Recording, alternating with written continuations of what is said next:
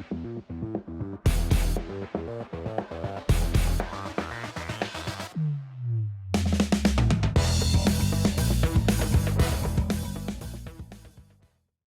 everyone, welcome back to the channel. Thanks for tuning in. I appreciate all of you that are watching on a regular basis. And for those of you that are sending in comments and video suggestions, I greatly appreciate that as well. My list continues to expand. So I'm not saying I'm going to get to everyone right away, but if I put it on the list, it's there for me to potentially do a future video on. And that's what today's topic is. I got a question from a viewer who wanted to know why fish move. Like from one day to the next, what causes fish movement? And, you know, for me personally, I feel like there's three variables that can create a drastic fish movement within, say, a 24-hour period. You know, a lot of fish do move around, but I'm talking where you have a mass group of fish that move from one location to another location. And I think some of this is common sense, but I also think a lot of times we overlook it and we just assume that the fish have moved from one location where you were catching them to another location because you didn't catch them. And I don't think that's always the case. I think more times than not, if you had an area that had fish in it and you were catching a bunch of fish and then all of a sudden they disappeared on you, I personally think a lot of times the fish were just not active and you did not catch the fish that are still in that area versus vacating it altogether and moving. But having said that, I do think there are three circumstances that can happen that will create fish to move from that area you were catching fish in to a whole new area. So that's what I want to talk about today. Those three variables that if this occurs on your lake, you need to be aware of, and you need to probably adjust from one day to the next if in fact something like this happened. So the first is water temperature, okay? Water temperature, I think most of the time people are like, we got a cold front, the water temperature dropped drastically, and therefore the fish have moved from my area. I do not feel like water temperature plays a big role for a lot of parts of the year. So if you're talking summer months, water temp's not that huge of a deal. If you're talking fall, again, it's not a huge fish moving factor unless you do get a super drastic move. But even that overnight, I don't feel like it affects them nearly as much as it does in the spring. And when I'm talking about a change overnight, one cold front usually is not enough to really change them unless you are talking about such a drastic movement. So for me, these normally don't happen unless you're in the spring. And it could be an increase in temperature or a decrease. But generally speaking, you'll be on some sort of you basically be on a lake or a river that's got some water color to it, but has some super good depth or moving water that is generally going to be pretty cold. And then you'll have backwater areas or super shallow bays that can warm up in a day. They can warm up to be 5-10 degrees warmer than the main lake area or say, you know, a main river channel. Those you will have a big fish movement. So if you do get a really warm spring day, those fish will move back into that super shallow water because it is significantly warmer. The same thing happens in reverse.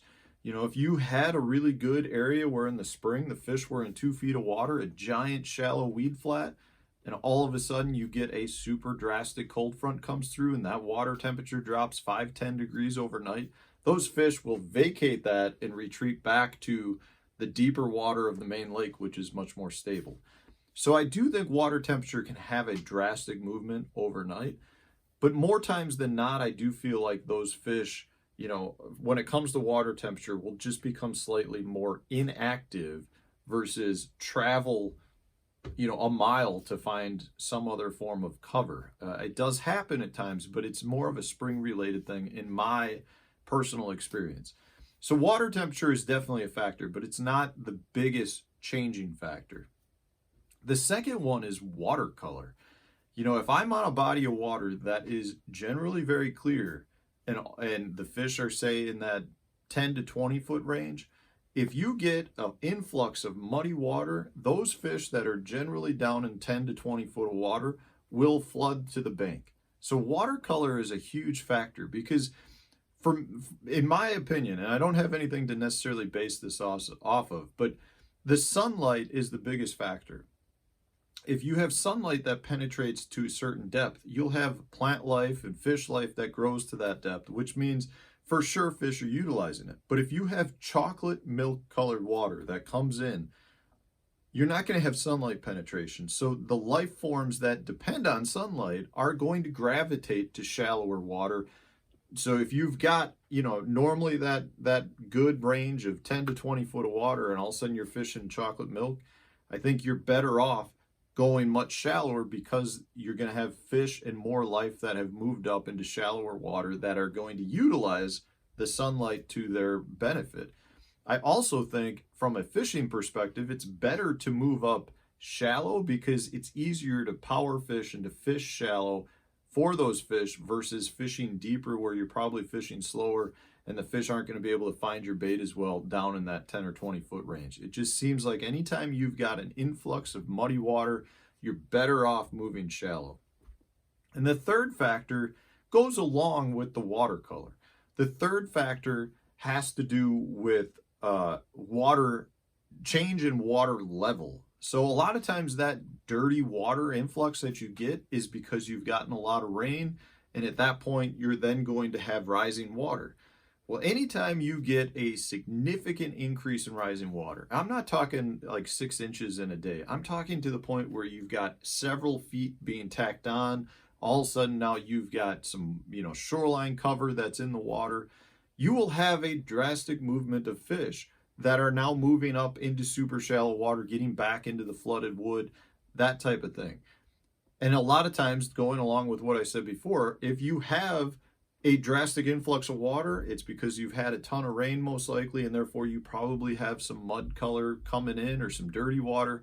So the fact that it's dirty and you have rising water works hand in hand. That is one of the biggest movements of fish that I have found overnight, where you could have had fish, say, down on, on a main lake point in 10 foot of water. All of a sudden you get 3 foot of water rise.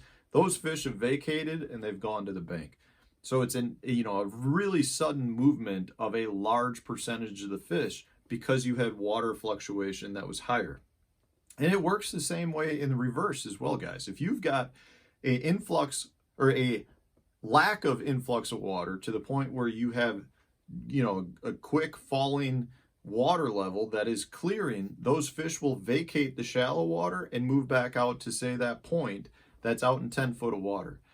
So when it comes to fishing, if you have a really quick change in any of those 3 variables, so a really drastic change in water temperature, a really drastic change in water fluctuation, whether it's high or low, or a very drastic change in water color, you will probably need to change the way you were fishing from the day before or 2 days before, because there was a drastic movement of fish to the bank or away from the bank, or into different form of cover. So you need to be aware of that. But if you didn't have one of those 3 main changes and all of a sudden your fish are gone, it's probably that they're not gone. They're either inactive and not feeding, or you just need to make a change. So maybe you were catching them on a crankbait or a fast moving bait, or say a topwater, and you're not getting bit on topwater anymore. Maybe it's because the activity level has dropped and they need something on the bottom. So in my opinion, do not leave an area that had fish if you didn't have a drastic change in any of those variables, because there was no reason for the fish to leave at that point. So you're better off spending some time trying to relocate those fish or figure out how to get them to bite in the area that was productive to begin with. Because if there's no reason to think that they moved, they probably are still there. You just need to change your tactics. So that's something I've learned, guys, across my travels of professional level tournament fishing.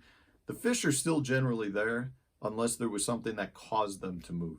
And it's something that has been very beneficial to me, where I've refigured out how to get those fish to bite in the exact same area that they were in. So I hope this was helpful, guys. If it was, hit that like button, share it on social media pages, and stay tuned for tomorrow's video.